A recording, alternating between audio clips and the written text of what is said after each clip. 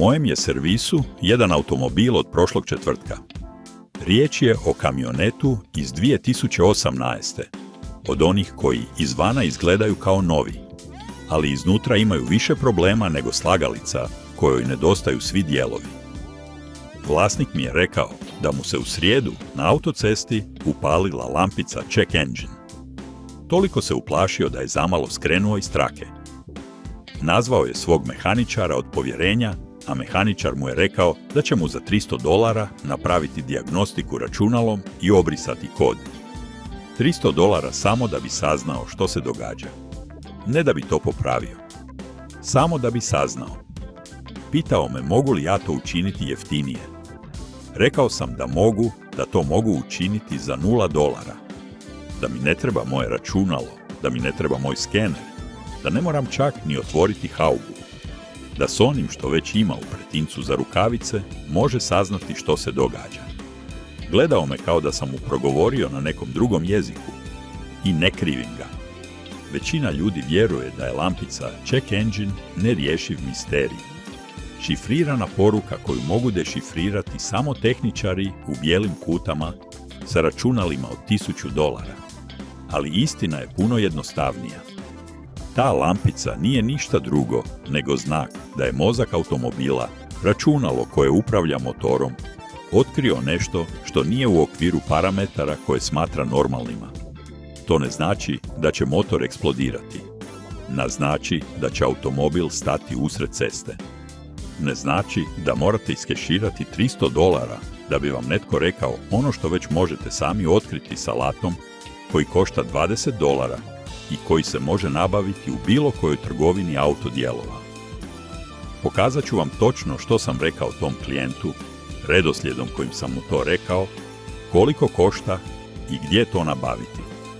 Jer ono što sam otkrio nakon 25 godina guranja ruku u motore jest da je lampica check engine najneshvaćeniji saveznik vozača.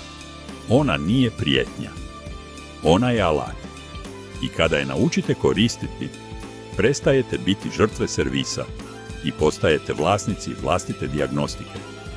Ali nitko vam to neće reći jer vozač koji razumije svoju lampicu check engine je vozač koji ne plaća $300 za dijagnostiku. Ostanite sa mnom. Jer na kraju ovog videa znaćete točno kako pročitati tu lampicu, kako pronaći stvarni problem, kako odlučiti je li hitno ili ne i kako popraviti većinu kvarova za manje od cijene večere za dvoje. A vaš će automobil nastaviti raditi bez da ste morali prodati bubreg kako biste platili dijagnostiku. Sada, prije nego što vam pokažem dio koji stvarno mijenja sve, tehniku za čitanje kodova grešaka bez potrebe za profesionalnim skenerom, moram nešto spomenuti. Sve što vam danas pokazujem samo je jedno poglavlje iz puno opsežnije arhive koju sam prikupio tijekom svojih godina u servisu. Zovem to priručnik praktičnog mehaničara. To su 3 sveska ovih jednostavnih dijagnostika, sustavi za razumijevanje lampica upozorenja, trikovi za resetiranje računala automobila bez posebnih alata, metode za pronalaženje električnih kvarova čiju dijagnostiku veliki servisi naplaćuju pravo bogatstvo i popravci koje svatko može napraviti u svojoj garaži bez potrebe za hidrauličnom dizalicom. Trenutno postoji posebna ponuda za one koji gledaju video. Poveznicu ćete pronaći u opisu, a QR kod u gornjem desnom kutu ekrana. To je ostatak skrivenog znanja. Ali vratimo se na lampicu check engine, jer ono što ću vam sada ispričati je dio koji mijenja sve. Pređimo na stvar. Lampica check engine. Ta mala žuta ili narančasta lampica u obliku motora koja se pojavljuje na instrumentnoj ploči, sustav je komunikacije automobila s vama. To je kao kada vam prijatelj kaže hej, nešto nije u redu, ali vam ne kaže točno što je. Automobil radi isto. Pali lampicu kako bi vas upozorio da je nešto izvan normale, ali ne govori vam je li ozbiljno ili je glupost. I tu je problem. Većina ljudi kada vidi tu lampicu uhvati panika. Misle da će se motor rastopiti. Misle da će morati potrošiti $1000. Misle da automobil više ne vrijedi. a u 95% slučajeva to je potpuno netočno. Dopustite mi da vam objasnim kako sustav radi. Mozak automobila, koji mi tehničari zovemo upravljačka jedinica motora, prima informacije od desetaka senzora raspoređenih po cijelom vozilu. Senzori temperature, kisika, protoka zraka, položaja radilice, brzine, svega.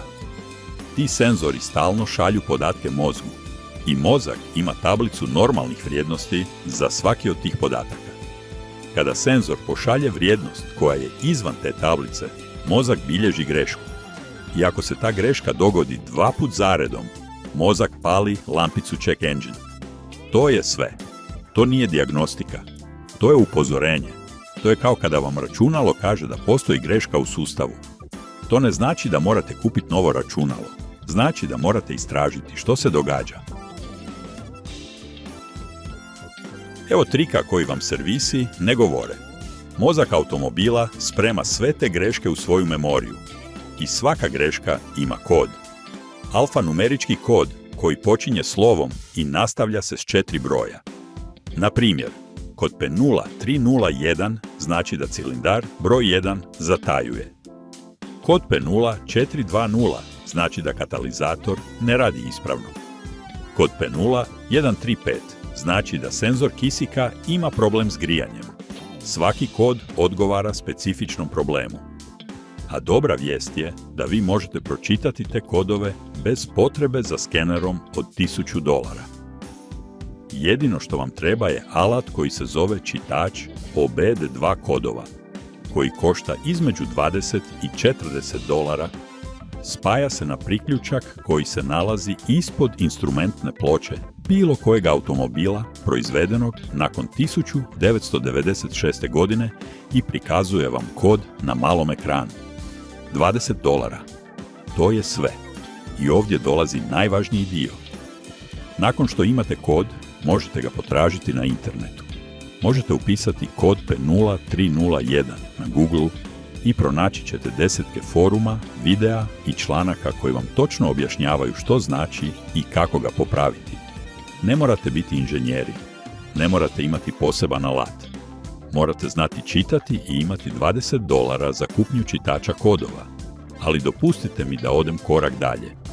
Jer postoji nešto što servisi ne žele da znate. Većina kodova grešaka, više od 60%, odnosi se na jednostavne probleme. Prljavi senzor, odspojeno crijevo, istrošena svječica, loše zatvoren čep spremnika goriva.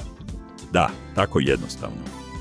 Čep spremnika goriva koji nije dobro zategnut može upaliti lampicu check engine na mnogim modernim automobilima. I rješenje je dobro zatvoriti čep. Tako jednostavno. Ali mehaničar vam to neće reći. Mehaničar će vam reći da morate napraviti kompletnu dijagnostiku, da mora spojiti svoje računalo, da mora pregledati cijeli sustav, da je to $300. I sve to zato što jedan čep spremnika goriva nije bio dobro zatvoren. Dopustite mi da vam ispričam jednu priču. Prije otprilike 3 godine došao je klijent sa limuzinom iz 2016.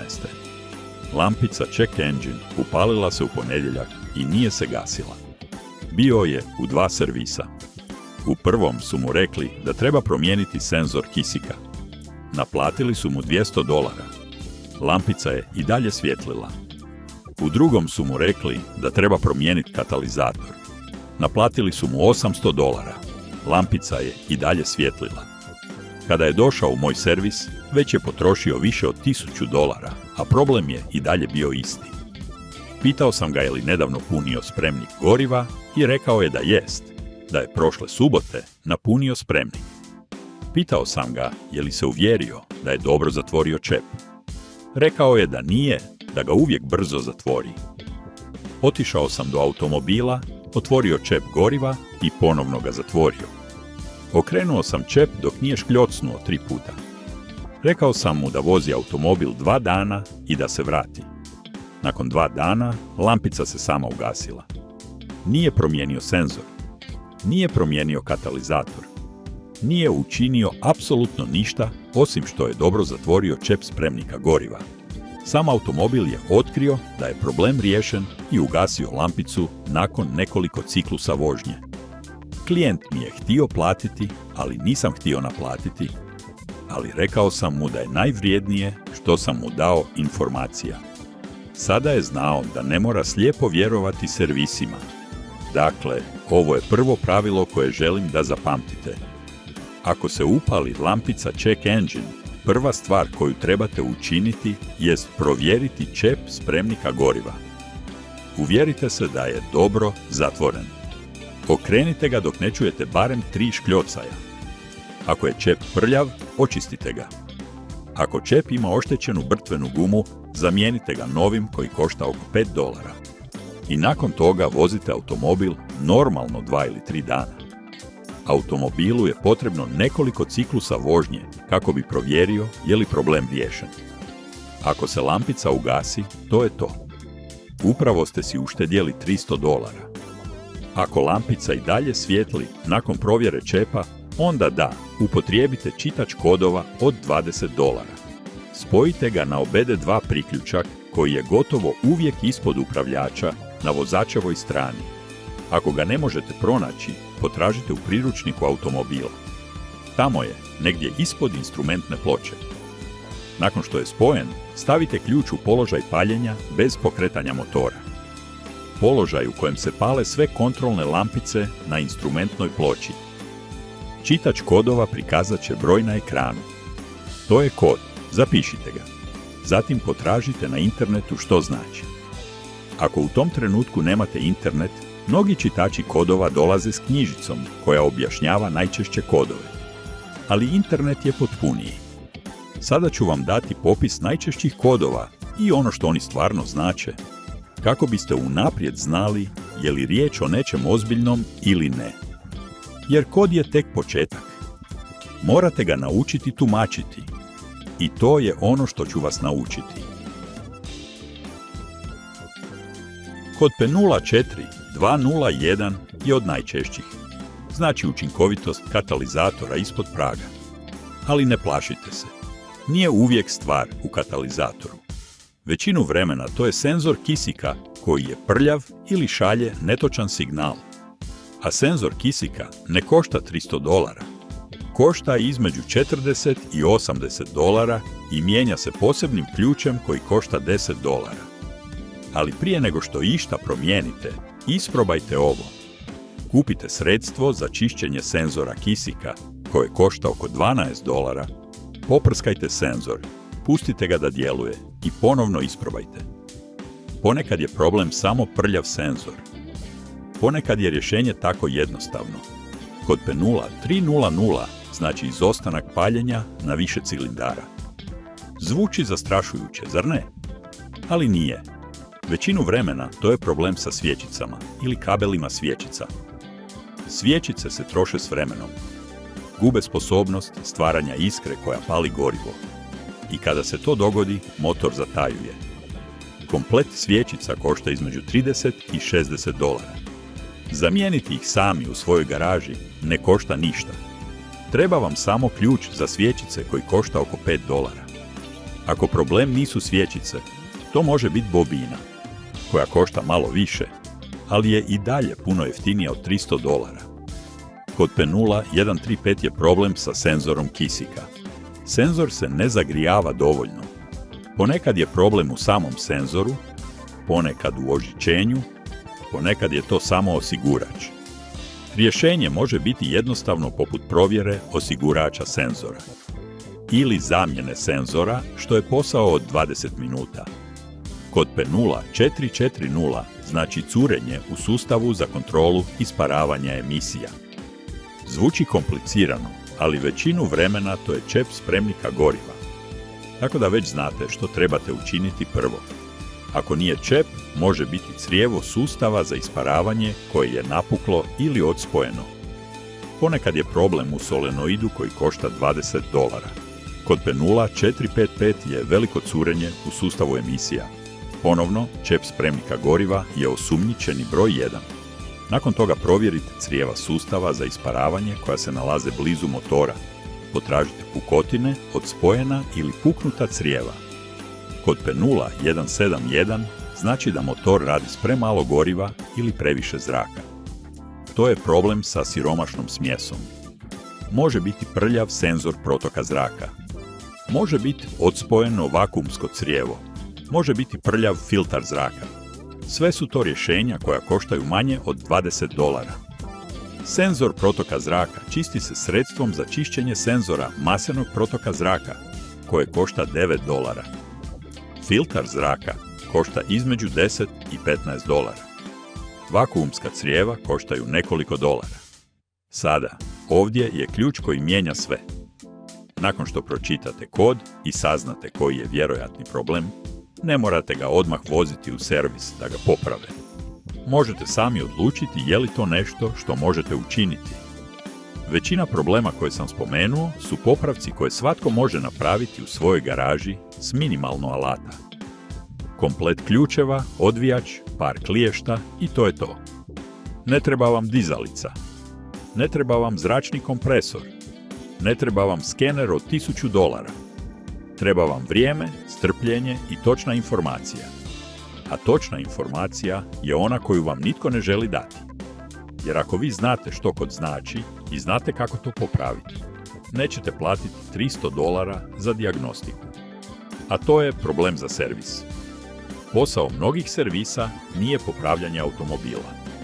To je naplaćivanje znanja koje oni imaju, a vi nemate. To je kao da odete liječniku i da vam liječnik naplati $300 samo da vam kaže da imate prehladu. Zatim vam naplati još $300 za propisivanje sirupa koji košta $5. To nije pravedno i ne mora biti tako. Dopustite mi da vam dam jedno praktično pravilo. Ako lampica check engine svijetli, ali automobil ne podrhtava, ne gasi se, iz ispuha ne izlazi dim, nema čudnih zvukova i ne pregrijava se, onda je problem vjerojatno manji.